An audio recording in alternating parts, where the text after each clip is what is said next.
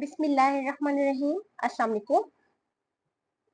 Exercise 1.2 का हम question number 2 start किया हुआ था हमने। उसका फिफ्थ पार्ट आपको मैं आप बताऊंगी। फिफ्थ पार्ट जो है उसको हम पहले सॉल्व करेंगे, फिर उससे रिलेटेड कोई एक आधा पार्ट और करेंगे, बाकी आप लोग को ट्राई करिएगा। क्वेश्चन को हम कैसे सॉल्व करेंगे, यहाँ पे हमारे पास दिया हुआ है 25। आपको मालूम है 25 को हम 5 का स्क्वायर लिख सकते हैं।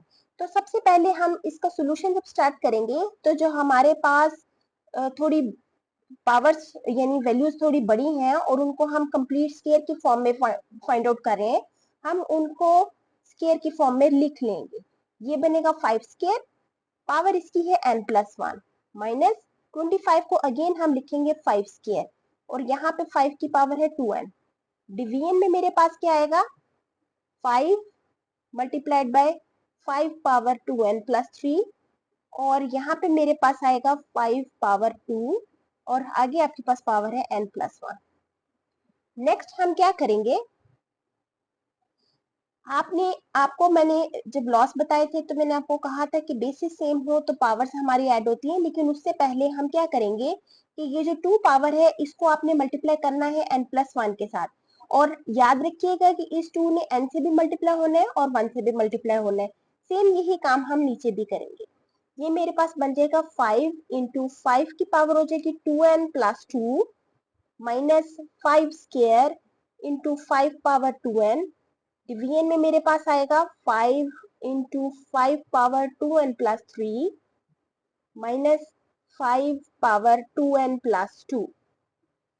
अब हम क्या करेंगे, जो बेसिस सेम है उनकी पावर्स को ऐड करेंगे। मेरे पास बन जाएगा 5, यहाँ पे पावर 1 है, यहाँ पे है 2n+2, यहाँ पे पावर 2 है और नेक्स्ट 2n है, तो ये बन जाएगी 2n+2।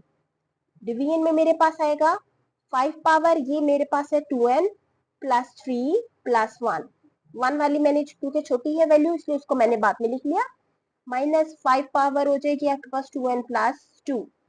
अब आपने इनको थोड़ा सा पहले सॉल्व कर लिया, ये बन जाएगा 2n+, बल्कि इसको सॉल्व करने की जरूरत नहीं है, इससे हमें ना थोड़ा कॉमन लेने में आसानी हो जाएगी। देखो 2n+2 दोनों में है, इसलिए इसको मैं बाहर कॉमन ले लूंगी, ठीक है।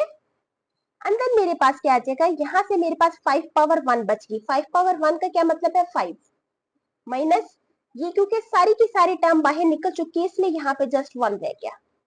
डिवीजन में मेरे पास क्या आएगा, यहाँ पे आपको पावर नजर आ रही है 2n+2, यहाँ पे पावर है 2n+4, ठीक है।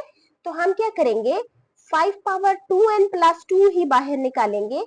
यहाँ पे मेरे पास अंदर पावर बच जाएगी 2, यहाँ से 2 मैंने बाहर लिख दिया, ये मेरे पास 1+1 हो गया 2। यहाँ से क्योंकि सारी की सारी वैल्यू ऑलरेडी बाहर जा चुकी है इसलिए ये क्या हो जाएगा 1।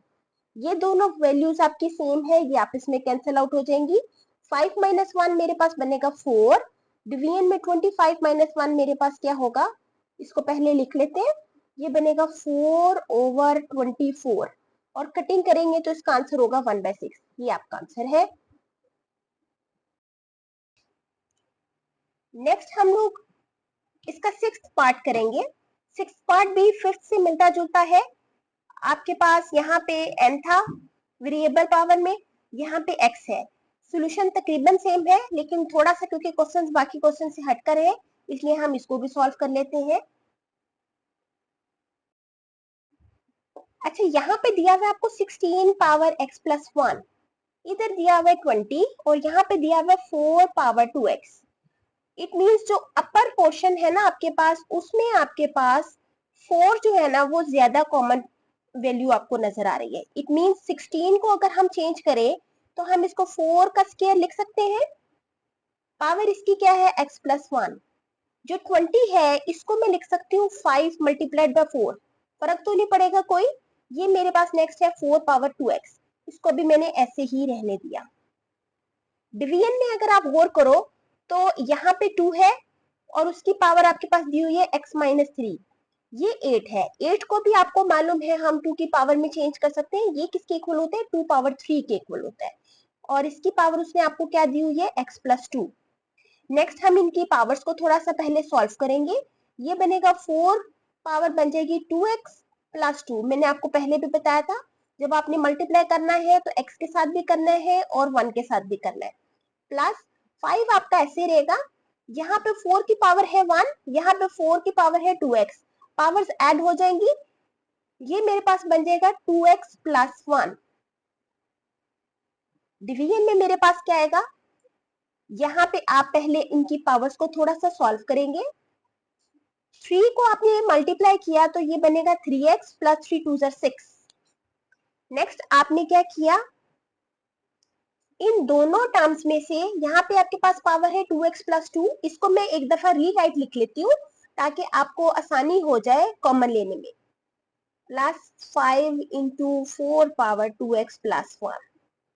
डिवीजन में मेरे पास क्या आएगा, 2 पावर, अब देखें नीचे बेसिस सेम है और ये मल्टीप्लाई हो रहे हैं, ऊपर में और नीचे में फर्क है, ऊपर पावर्स ऐड हो रही हैं, दरमियान में एडिशन का साइन है, ऊपर दोनों टर्म्स के दरमियान, नीचे मल्टीप्लिकेशन का। इसका मतलब है आप इनकी पावर्स को ऐड कर देंगे, मेरे पास रिजल्ट आएगा x minus 3 plus 3x plus 3 plus 6।